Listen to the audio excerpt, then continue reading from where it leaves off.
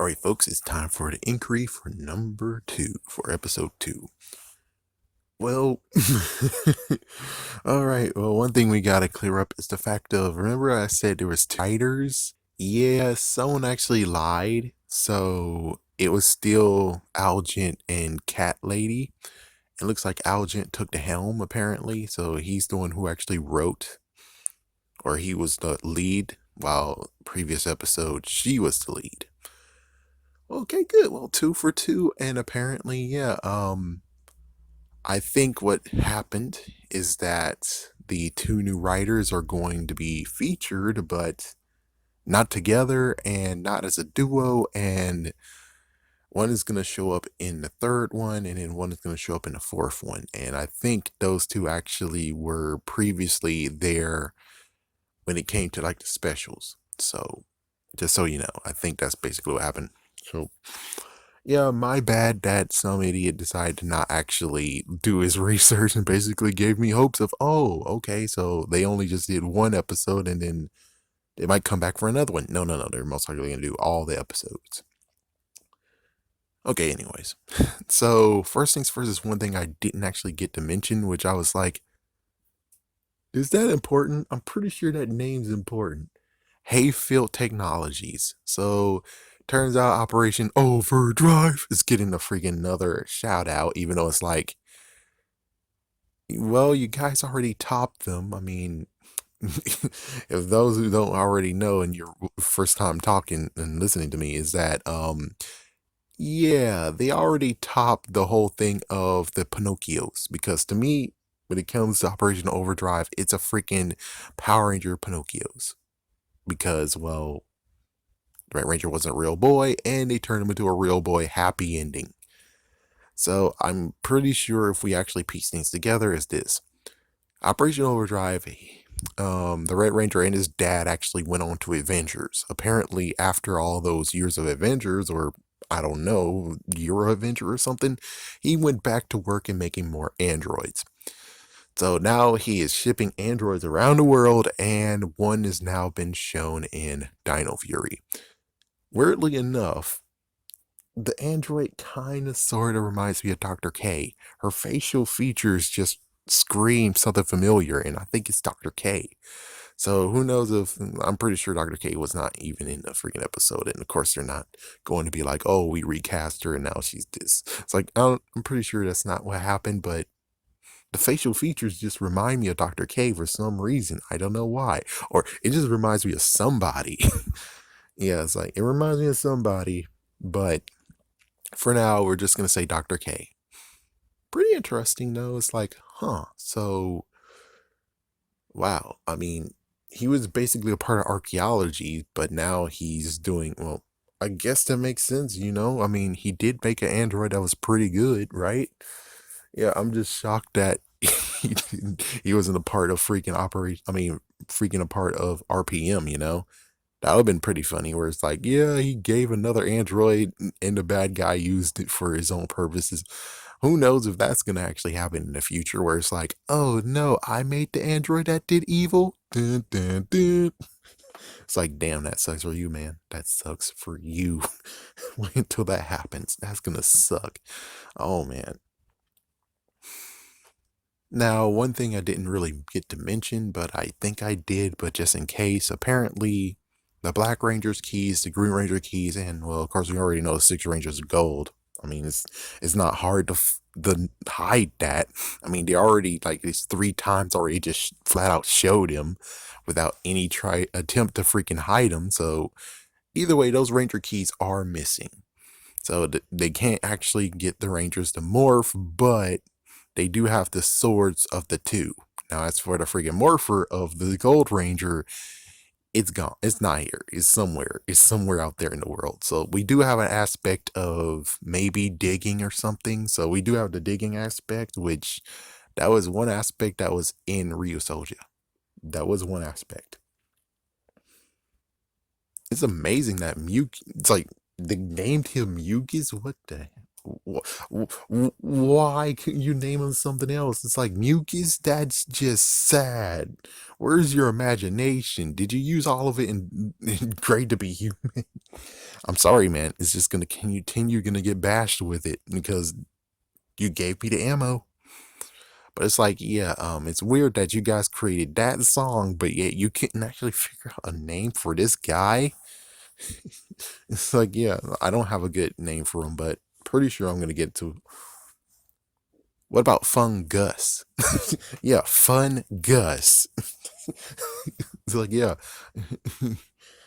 It's like, yeah, or Marcus Fungus. No, Marcus Fun, yeah, Fun Gus, or something like that. It's like, come on. You're telling me you can't really come up with a better name and just named him Mucus? It's like, what the hell? I really hope he gets in something like that, but I'm doubt he will. So that's messed up. That's sad. Of course, I already made the criticism of where it's like, oh, we're finally gonna get to see a Zord. It's like you're finally getting to see a Zord close up. It's like that's what you need to say, close up. I think that's about all that's really need to be mentioned of all that happened in the episode, right? I don't think there's anything else besides it was cool that he said smooth. That was awesome. It's like, yeah, that was awesome. I like the Red Ranger's attitude. It's good. It's really good. Very well done. So Cat Lady and Algent is responsible for this episode. Well, 2 for 2 of it being okay. It's like you're doing good. You're doing very, very good. They are really not actually being funny this time. They can actually show that they're serious. Good for you. And well, they have sprinkles of funny, which good for you. The only interesting part is like, what about the creative executive? I mean, creative producer. Is that the producer that's ahead of them because they're co-producers? Is he the one actually keeping them level? And is Simon Bennett keeping them level too? It's like, I'm sorry, but we have to remember they did do great to be human. And that was kind of like, I don't know, kind of like Jim Carrey, where sometimes he can be funny and then sometimes he's just sporadically freaking Jim Carrey. And it's like, you guys already prove how crazy you can get. And I'm just wondering how in the world did we get this tone from you without you being reeled in and controlled? In quotations, controlled, you know? It's like, there's something that had to have happened. I wonder what, because it doesn't make sense. Yeah, and it doesn't make sense that Great to Be Human even existed in the first place. I'm just saying it does not make sense either, but it exists. It freaking exists. Oh man. But right now they're doing great. I don't know what they did to them. I have no idea if they were like, "Oh, let's get serious. Let's prove that we're not stupid." And it's like, "You're doing a great job." I mean, they're not being stupid. Oh, let's see. So Sporex. Sporex is interesting, and apparently, yeah, they're gonna have used the instead of the viewing globe, which I think they kind of sort of have that, but not really. But they're gonna use the social media to actually do it, and it's like that's a smart move. That's really a smart move. And yeah, the crash landing of the drone. It's like they didn't actually. Oh yeah, I forgot to mention about his mom. I forgot to mention about his mom. So his mom was able to actually take Mungus, Fun Gus, and rope him around and spin around like a spinning top. So she actually is capable of fighting. She actually is capable of holding her own, just not with Void Knight with his sword, with a pointy sword, or Shockhorn with his pointy sword. But without their weapons, I'm pretty sure she could actually beat them. And who knows, maybe she learned rodeo tricks or something. Well, it's kind of funny if you think about it. It's like she's an archaeologist and she knows how to use a rope. Indiana Jones style. It's like, yeah, Indiana Jones teachings. It's like, yes, I taught them how to use a rope. It's like they can learn how to use a whip, but I taught them how to use a rope. So, all right, anything else? Kind of weird that the drone could not hold the scanner. You would figure she would manipulate it a little bit so it can actually hold it, but no. And it just crash landed. It's like, gee whiz, crash landed. The what is it? the Mega Fury Blade or sword, one of those. Yeah, we got the cockpit weapon, and most likely they're gonna. It's like I'm like, Nerf is not gonna get involved this time. Yes, they will. They're gonna build something that will be Nerf related. I mean, look what happened with Dino Charge. Yeah, look what happened to Dino Charge, even though that was even with Beast Morphers, even though they already have a blaster, but yet we don't have that blaster as a toy whatsoever, and no idea why. But hey, a bow, that's not violent at all. Oh, man, I don't know. I don't understand why they didn't do it. I don't understand why they didn't. But either way, well, you have it in a toy though. You have it as a toy, but you don't actually have it as a weapon for someone to hold. That's just a weird thing about this. So yeah, they most likely will have a blaster weapon coming very, very soon. Pretty sure they would do that. I mean, even Ninja Steel did that with the Super Blazooka. No, the Star Blazooka. So yeah, it's like they did do that with the cockpit weapon. So pretty sure they likely will do that again. But it is interesting that they didn't even go for the part of where it's like, oh, we need the sword to actually be marketable so we can release it. And it's like, they sure didn't. It's like they sure didn't, but I really hope that the figure gets to have that sword eventually, just because.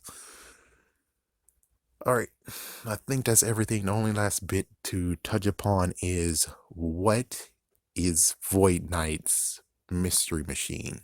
And no, it's definitely not related to Scooby Doo. My guess is most likely it's the Megazord. Yeah, the other Megazord, that will be a special, TV special. Even though that's going to be hard because that means they have to do new footage. So it might be that, but it might not be that. Could be a time machine so we can actually try to get the freaking Megazord. That could happen. But it's like that's just a little bit of what I think it is. It might be true, and they might be doing new footage of Megazords. We don't know yet, but it might be true. I mean, that's just my hunch. It could be something else. I mean, like within the whole entire original footage, he could be trying to summon the big, huge bad at the very end. He could be doing it, but the thing is that it's a weapon. I mean, he's doing a machine. The big bad in the episode, in the freaking whole entire thing, was not a machine. But I mean, it could happen. It could be true. But for right now, I don't really know for sure, and I really hope that what they have planned isn't going to be something stupid as bad as the crossover, because oh man, that crossover freaking episode, freaking Beast Morphers, it did not age well at all. It did not age well at all. But we'll see how this plays out. Anyways, see you guys on Saturday. Well, Sunday, technically on Sunday.